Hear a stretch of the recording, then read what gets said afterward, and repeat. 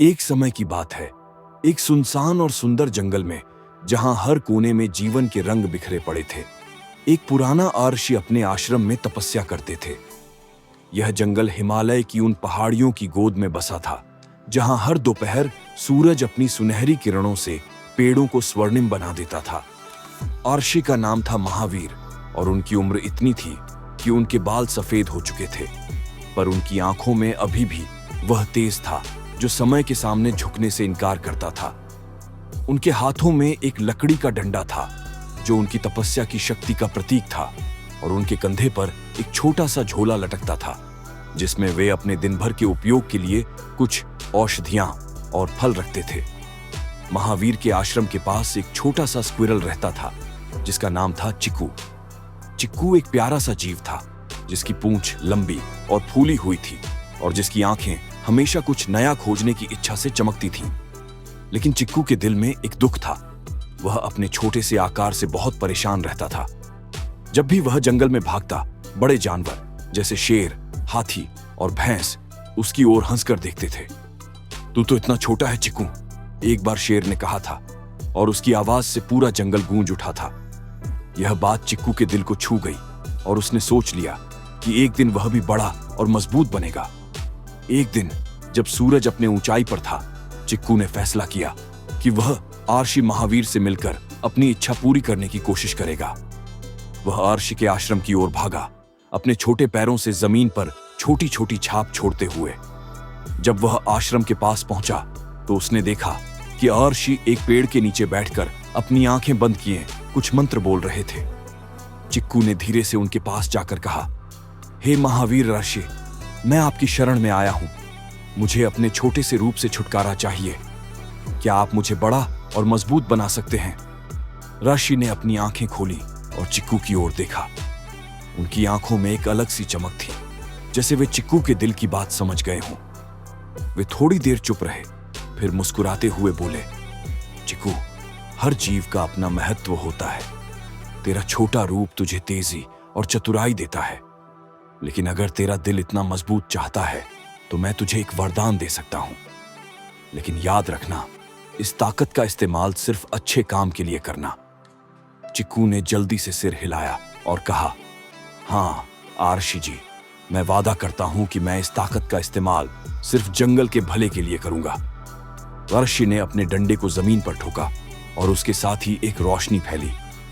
चिक्कू के आसपास एक अलग सी शक्ति महसूस हुई और अगले पल में वह अपने आप को एक बड़े हाथी के रूप में पाया। उसकी ऊंचाई 10 फीट से भी ज्यादा थी। उसके दांत चमक रहे थे और उसकी पूंछ इतनी मजबूत थी कि एक पेड़ को भी हिलाकर रख सकती थी। चिक्कू अब एक हाथी बन चुका था।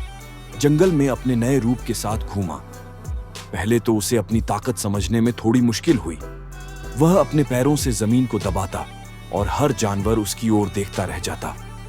छोटे जानवर जैसे खरगोश और मोर उसे डर से देखते थे, लेकिन कुछ देर बाद उन्हें यह एहसास हो गया कि यह हाथी उनका दुश्मन नहीं बल्कि उनका रक्षक बन सकता है।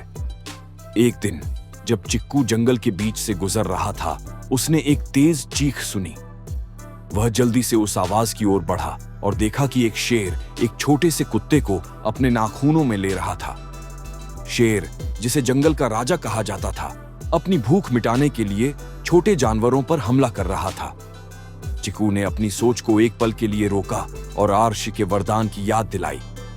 उसने अपना सूंड उठाया और एक जोर से धमाका किया जिससे जमीन हिल उठी। शेर घबरा गया और भाग खड़ा हुआ। कुत्ता, जो अब सुरक्षित था, चिक्कू के पास आया और उसके पैरों को छूकर धन्यवाद दिया। तुमने मेरी जान बचा ली, उसने कहा, और उसकी आंखों में आंसू थे। चिक्कू ने अपने सूंड से उसे उठाया और कहा, मैं यहां जंगल के हर जीव की रक्षा के लिए हूं। लेकिन चिक्कू का नया जीवन इतना आसान नहीं था।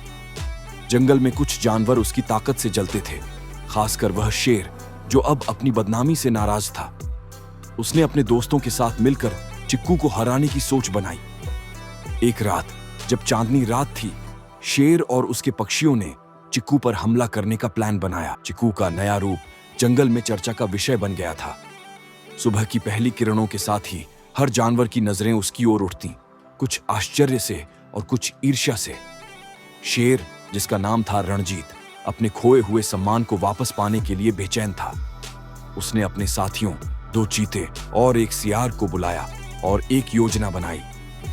यह नया हाथी हमारी ताकत को चुनौती दे रहा है, रणजीत ने गरजते हुए कहा। हम इसे जंगल से भगा देंगे। वहीं चिक्कू अपने नए जीवन का आनंद ले रहा था। उसने अपने सूंड का इस्तेमाल कर पेड़ों की टहनियां तोड़कर छोटे जानवरों को फल खिलाए। खरगोशों का एक समूह उसकी तारीफ करता रहता और एक छोटा सा हिरण उससे दोस्ती की उम्मीद में उसके पास आता। लेकिन चिक्कू के मन में एक अनजाना डर भी था। क्या वह इस ताकत को संभाल पाएगा? रात के अंधेरे में रणजीत और उसके साथियों ने हमला करने का फैसला किया। चांद की हल्की रोशनी में वे चुपचाप चिक्कू के सोने की जगह की ओर बढ़े। चीते अपनी तेज चाल से चारों तरफ से घेरा बनाते गए, जबकि सियार भ्रम पैदा करने के लिए अजीब अजीब आवाजें निकाल रहा था। चिक्कू, जो गहरी नींद में था, अचानक एक तेज हलचल से जागा। उसने अपने सूंड से जमीन को थपथपाया और अपनी आंखें खोली। रणजीत ने दहाड़ते हुए चिक्कू पर झपटा, लेकिन चिक्कू ने अपने सूंड से उसे हवा में उठा लिया। चीते एक साथ कूद पड़े, पर चिक्कू ने अपनी मजबूत टांगों से उन्हें दूर धकेल दिया। सियार, जो कायर था, डरकर भाग खड़ा हुआ। यह लड़ाई लंबी चली, धूल उड़ती रही और जंगल की शांति भंग हो गई। आखिरकार चिक्कू ने रणजीत को जमीन पर पटक दिया और कहा, मैं यहां जंगल के भले के लिए हूं, न कि तेरे साथ लड़ने के लिए। रणजीत हार मानते हुए बोला, तूने मुझे हरा दिया, लेकिन मैं अब तुझसे नफरत नहीं करूंगा। शायद तू सही है। इस घटना ने जंगल में शांति ला दी और रणजीत ने चिक्कू के साथ दोस्ती का हाथ बढ़ाया। जंगल में क्रिस्टल की चमक के बाद एक नई सुबह उगी। चिक्कू, जो अब फिर से छोटा स्क्विरल बन चुका था, अपने दोस्तों मिट्टी, चिंटू और माया के साथ गुफा से बाहर निकला। जंगल अब पहले से ज्यादा हरा भरा था। पेड़ों पर फल लदे थे और नदियां मधुर संगीत की तरह बह रही थीं। लेकिन चिक्कू के मन में एक सवाल था, क्या उसकी ताकत सचमुच चली गई थी या यह एक नई शुरुआत थी? जंगल के दूसरे छोर से एक आवाज आई। यह रणजीत शेर था, जो अब अपने पुराने दुश्मनी भरे स्वभाव को छोड़ चुका था।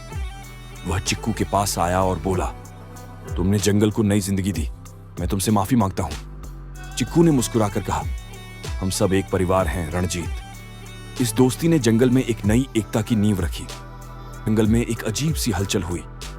आसमान में काले बादल छा गए और एक तेज हवा चलने लगी। चिक्कू और उसके दोस्तों ने देखा कि एक नया खतरा आ रहा था, एक जादुई तूफान जो जंगल को नष्ट करने की धमकी दे रहा था। आर्षी महावीर फिर प्रकट हुए और बोले, यह तूफान क्रिस्टल की शक्ति से पैदा हुआ है। इसे रोकने के लिए तुम्हें एक साथ काम करना होगा। चिक्कू ने अपने दोस्तों को इकट्ठा किया। मिट्टी ने गुफा में छिपने का सुझाव दिया। चिंटू ने पेड़ों को मजबूत करने की योजना बनाई और माया ने अपनी पंखों से संदेश फैलाया कि सभी जानवर एक साथ आए। रणजीत ने भी मदद की और जंगल के हर जीव, खरगोश, हिरण और भालू ने मिलकर तूफान का सामना करने की तैयारी की। चिक्कू ने क्रिस्टल को फिर से छुआ और इस बार उसकी रोशनी ने तूफान को शांत कर दिया। झरने का पानी फिर से बहने लगा और जंगल में खुशी की लहर दौड़ गई। चिक्कू अब एक छोटे स्क्विरल के रूप में अपने दोस्तों के साथ मस्ती करता, लेकिन उसका दिल जंगल की हरियाली को बनाए रखने की चिंता में डूबा था। एक दिन जब सूरज अपने चरम पर था, चिंटू ने एक अजीब सी चीज देखी, एक सुनहरा पक्षी जो आसमान में चक्कर लगा रहा था। माया ने कहा, यह कोई साधारण पक्षी नहीं, शायद यह हमें कुछ संदेश लाया है। सभी ने मिलकर उस पक्षी का पीछा किया, जो उन्हें जंगल के एक छिपे हुए मैदान में ले गया। वहां एक पुराना पत्थर का चबूतरा था, जिस पर अजीब अजीब चित्र उकेरे गए थे। चिक्कू ने अपने छोटे पैरों से चबूतरे को छुआ और अचानक जमीन हिल उठी। एक गुप्त दरवाजा खुला, जिसके अंदर एक चमकता हुआ फूल था। लेकिन साथ ही एक मोटा भालू सामने आया, जिसने गर्जना की, यह मेरा खजाना है। भालू, जिसका नाम था बलवान, ने चिक्कू और उसके दोस्तों को डराने की कोशिश की, लेकिन चिक्कू ने हिम्मत नहीं हारी। उसने मिट्टी से कहा, तुम भालू को भटका दो, और मिट्टी ने अपनी चतुराई से भालू को इधर उधर दौड़ाया। चिंटू ने फूल को सुरक्षित करने की योजना बनाई और माया ने अपनी रंगीन पंखों से भालू का ध्यान भटकाया। रणजीत भी वहां पहुंच गया और बोला, मैं भी मदद करूंगा। सभी ने मिलकर भालू को समझाया कि फूल जंगल के लिए जरूरी है, जो हरियाली को बनाए रखेगा। बलवान ने सोचा और कहा, अगर यह जंगल के लिए है तो मैं इसे तुम्हें देता हूं। फूल की चमक ने जंगल को और समृद्ध किया और चिक्कू ने महसूस किया कि असली ताकत हमेशा एक साथ मिलकर काम करने में होती है।